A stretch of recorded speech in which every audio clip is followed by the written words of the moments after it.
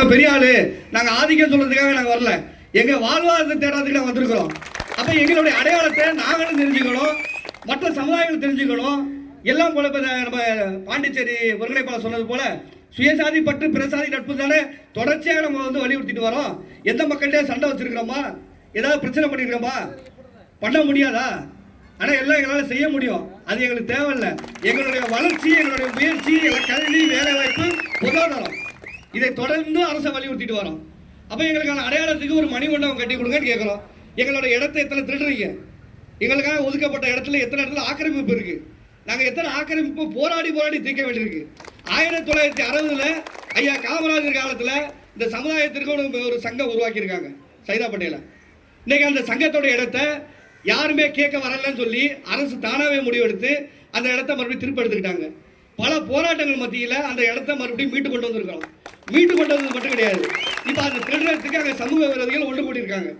எங்களுடைய அந்த துறையை சார்ந்த கமிஷனரும் தகவல் தராரு போலீஸ் கமிஷனருக்கு.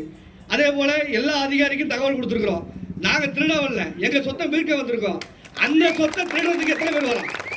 இனிமேல் நாம தூங்கிட்டு இருந்தோம் சொன்னா நம்மளை யாருமே கண்டுகொள்ள மாட்டாங்க, ஏறி மிதிச்சுட்டே போவாங்க. தயவு செஞ்சு உங்களுக்காக, உங்க குழந்தைகளுக்காக நீங்க முழித்து கொள்ளணும்ன்றது என்னோட கோரிக்கை.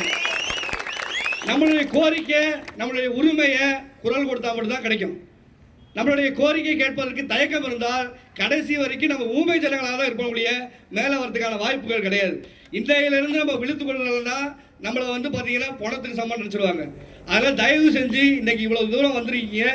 ஒவ்வொரு விஷயமும் நம்மளுக்கு சமுதாயத்துக்கு மிக முக்கியமான விஷயம். பல போராட்டங்கள் நடத்திக்கிட்டு இருக்கிறதுக்கான அடிப்படை காரணம் தெரிஞ்சுக்கிட்டு இனிமேல் நம்ம ஒன்று கூடணும்.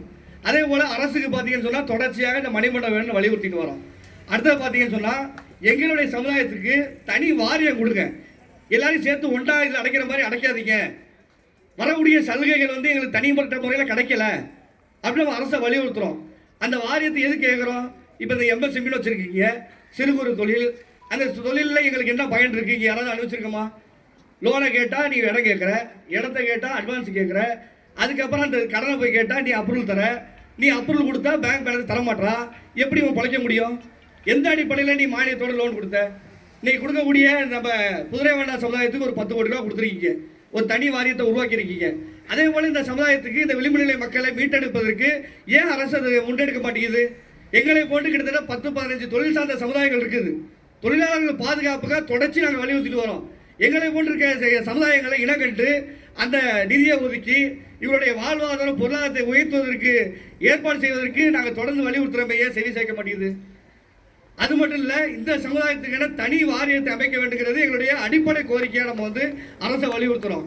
அது மட்டும் கிடையாது, தொடர்ச்சியாக நம்மளுடைய சமுதாய மக்கள் அடுத்தவருக்கு வேலை செய்வதாகவும் தேர்தலில் வந்து அடுத்தவர்கள் பணி செய்வதாக தொடர்ந்து நம்ம இருந்துகிட்டு வரோம். நம்மளுடைய வளர்ச்சி அதிகமாகிறதுக்கு, நம்ம இந்த விஷயத்துலேருந்து மேலே வரத்துக்கு நமக்கான தனி தொகுதி அரசு, அதே போல் அந்த தேர்தல் ஆணையம் நமக்காக ஒதுக்கணும். ஏன்னு சொன்னால் நம்மளுடைய அடுத்த கட்ட வளர்ச்சி அரசியல் தான். அரசியலில் நம்ம இருந்தால் மட்டும்தான் நம்மளுடைய அடிப்படை உரிமையை பெற முடியும்.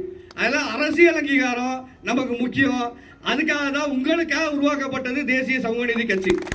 நம்மளை போன்று விளிம்பு நிலையில் நம்ம இருக்கக்கூடிய மக்களை ஒன்றிணைக்கணும். அதே போல நம்மளை போன்று தொழில் செய்கிற சமுதாயங்கள்லாம் ஒன்றிணைக்கணும்.